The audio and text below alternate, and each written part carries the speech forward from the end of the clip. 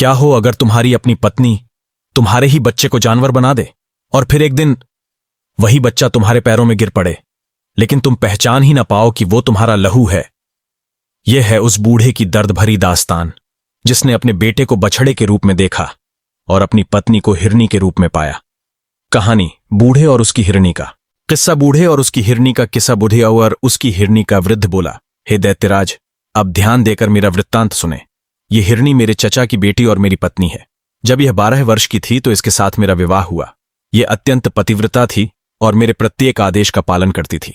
किंतु जब विवाह को 30 वर्ष हो गए और इससे कोई संतान नहीं हुई तो मैंने एक दासी मोल ले ली, क्योंकि मुझे संतान की अति तीव्र अभिलाषा थी। कुछ समय बाद दासी से एक पुत्र का जन्म हुआ।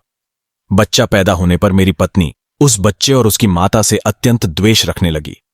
मुझे इस बात का अति खेद है कि मुझे अपनी पत्नी के विद्वेष का हाल बहुत दिन बाद मालूम हुआ। एम्प्लिट संयोगवश मुझे एक अन्य देश को जाना पड़ा। मैंने अपनी पत्नी से जोर देकर कहा कि मेरे पीछे इन दोनों की अच्छी तरह देखभाल करना और इनके आराम तकलीफ का ख्याल करना। भगवान चाहेगा तो मैं 1 वर्ष में लौट आऊंगा। मेरी स्त्री ने मेरे जाने के बाद उन दोनों से दुश्मनी रखना शुरू कर दिया। वह जादू टोना भी सीखने लगी थी। मेरे जाने के बाद उस दुष्ट ने अपने जादू से मेरे बच्चे को बछड़ा बना दिया और उसे मेरे नौकर ग्वाले के सुपुर्द कर दिया कि अपने घर ले जाकर इसे खिला पिलाकर मोटा ताजा कर दे। इसी प्रकार उसने मेरी दासी को जादू के जोर से गाय बना दिया और उसे भी ग्वाले के घर भेज दिया। विदेश से वापस आकर मैंने अपनी पत्नी से अपने पुत्र और उसकी मां के बारे में पूछा। उसने कहा कि तुम्हारी दासी तो मर गई है और तुम्हारे पुत्र को मैंने 2 महीने से नहीं देखा। मालूम नहीं वह कहां चला गया। मुझे अपनी दासी के मरने का बड़ा दुख हुआ, किंतु सब्र करके बैठ गया। किंतु मुझे आशा थी कि कभी न कभी पुत्र से मेरी भेंट हो जाएगी। 8 महीने बाद ईद का त्योहार आया। मेरी इच्छा हुई कि इस त्योहार पर मैं किसी पशु का बलिदान करूं। मैंने अपने ग्वाले को बुलाकर कहा कि कुर्बानी के लिए एक स्वस्थ गाय ले आ। संयोग से वह मेरी दासी ही को ले आया जो जादू के जोर से गाय बन गई थी।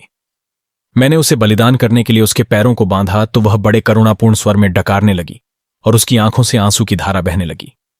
उसका यह हाल देखकर मुझे उस पर दया आ गई और मुझसे उसके गले पर छुरी न चल सकी। मैंने ग्वाले से कहा कि इसे ले जा और कुर्बानी के लिए दूसरी गाय ले आ। यह सुनकर मेरी पत्नी बहुत क्रुद्ध हुई और कहने लगी कि इसी गाय की बलि दी जाएगी। ग्वाले के पास इससे अधिक हृष्ट-पुष्ट और कोई गौ नहीं है। उसके भला बुरा करने से मैंने फिर छुरी हाथ में ली और गाय को मारने के लिए उद्यत हुआ। इस पर गाय और भी चीख पुकार करने लगी। मैं अजीब दुविधा में पड़ा। अंत में मैंने छुरी ग्वाले को दे दी और कहा, मुझसे इस गाय पर छुरी नहीं चलती, तू ही इसका बलिदान कर दे। ग्वाले को गाय के रोने चिल्लाने पर दया न आई और उसने छुरी फेर दी। जब गाय की खाल उतारी गई तो सबने देखा कि उसके अंदर अस्थिपंजर मात्र है, मांस का कहीं पता नहीं।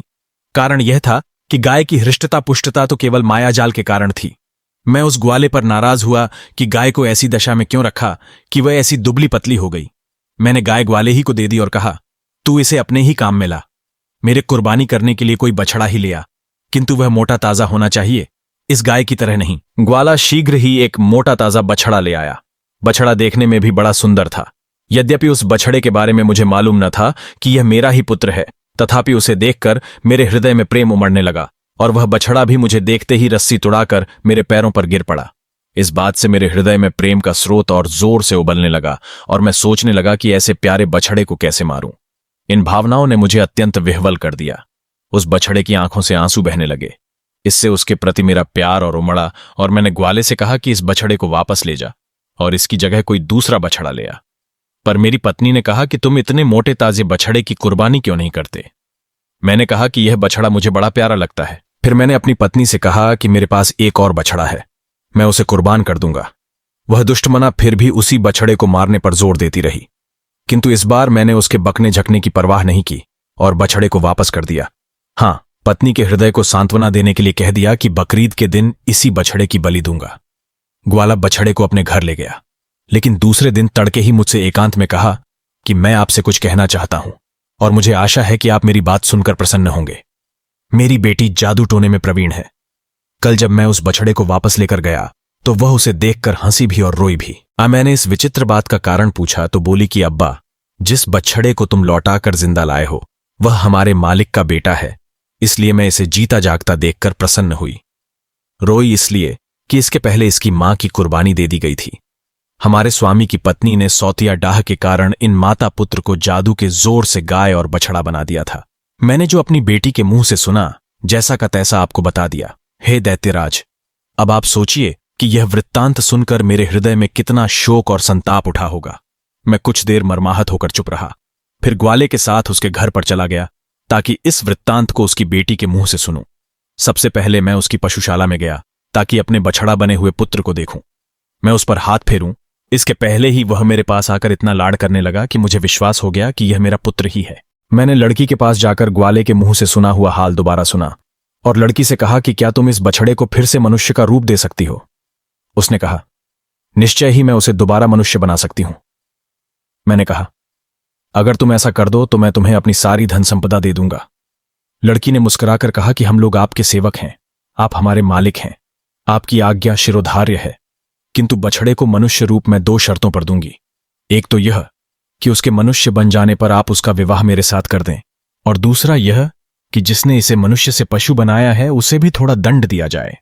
मैंने उत्तर दिया, मुझे तुम्हारी पहली शर्त बिल्कुल मंजूर है। मैं तुम्हारा विवाह उसके साथ कर दूंगा और तुम दोनों को इतना धन धान्य दूंगा कि जीवन पर्यंत तुम्हें किसी चीज की कमी नहीं रहेगी। दूसरी शर्त में निर्णय मैं तुम्हारे ही हाथ छोड़ता हूं। तुम जो भी दंड उसके लिए उचित समझोगी वही दंड मेरी पत्नी को दिया जाएगा। हां, यह जरूर कहूंगा कि यद्यपि वह दुष्ट दंडनीय है, किंतु उसे प्राणदंड न दे देना। लड़की ने कहा कि जैसा उसने आपके पुत्र के साथ किया है वैसा ही मैं उसके साथ करूंगी। यह कहकर उसने एक प्याले में पानी लिया और उसे अभिमंत्रित करके बछड़े को सामने लाकर कहा कि ऐ खुदा के बंदे, अगर तू आदमी है और केवल जादू के कारण बछड़ा बना है तो भगवान की दया से अपना पूर्व रूप प्राप्त कर ले। यह कहकर उसने अभिमंत्रित जल उस पर छिड़का और वह तुरंत ही मनुष्य रूप में आ गया। मैंने प्रीतिपूर्वक उसे छाती से लगाया और गदगद स्वर में उससे कहा कि इस लड़की के कारण ही तुमने फिर से मानव देह पाई है। तुम इसका एहसान चुकाओ और इसके साथ विवाह कर लो। पुत्र ने सहर्ष मेरी बात मानी। लड़की ने इसी प्रकार जल को अभिमंत्रित करके मेरी पत्नी को हिरनी का रूप दे दिया। मेरे पुत्र ने उस कन्या के साथ विवाह किया, किंतु दुर्भाग्यवश वह थोड़े ही समय के बाद मर गई। मेरे पुत्र को इतना दुख हुआ कि वह देश छोड़कर कहीं चला गया। बहुत दिनों तक मुझे उसका कोई समाचार नहीं मिला, अतएव मैं उसे ढूंढने निकला हूं। मुझे किसी पर इतना भरोसा नहीं था कि अपनी हिरनी बनी हुई पत्नी को उसके पास छोड़ता, इसलिए मैं उसे अपने साथ लिए हुए देश देश अपने पुत्र की खोज में घूमता हूं। यही मेरी और इस हिरनी की कहानी है। अब आप स्वयं निर्णय कर लें कि यह घटना विचित्र है या नहीं। दैत्य ने कहा, निसंदेह विचित्र है। मैंने व्यापारी के अपराध का 1/3 हिस्सा माफ कर दिया। फिर शहरजाद ने शहरयार से निवेदन किया कि जब पहला वृद्ध मनुष्य अपनी कहानी कह चुका तो दूसरे बूढ़े ने, जो अपने साथ 2 काले कुत्ते लिए था, दैत्य से कहा कि मैं भी अपना और इन दोनों कुत्तों का इतिहास आपके सम्मुख रखता हूं। यदि यह पहली कहानी से भी अच्छा हो तो आशा करता हूं कि उसे सुनने के बाद व्यापारी के अपराध का 1/3 भाग और क्षमा कर दिया जाएगा। दैत्य ने कहा कि अगर तुम्हारी कहानी पहली कहानी से अधिक विचित्र हुई तो मैं तुम्हारी बात जरूर मानूंगा। अगर तुम इस कहानी का एनिमेशन वीडियो देखना चाहते हो तो बस नीचे एक कमेंट कर दो, क्योंकि वो वीडियो रेडी है। बस तुम्हारे यहां कहने का इंतजार है। कमेंट करो, एनिमेशन चाहिए जी के गुरु 786, और मैं अगला पार्ट तुरंत अपलोड कर दूं।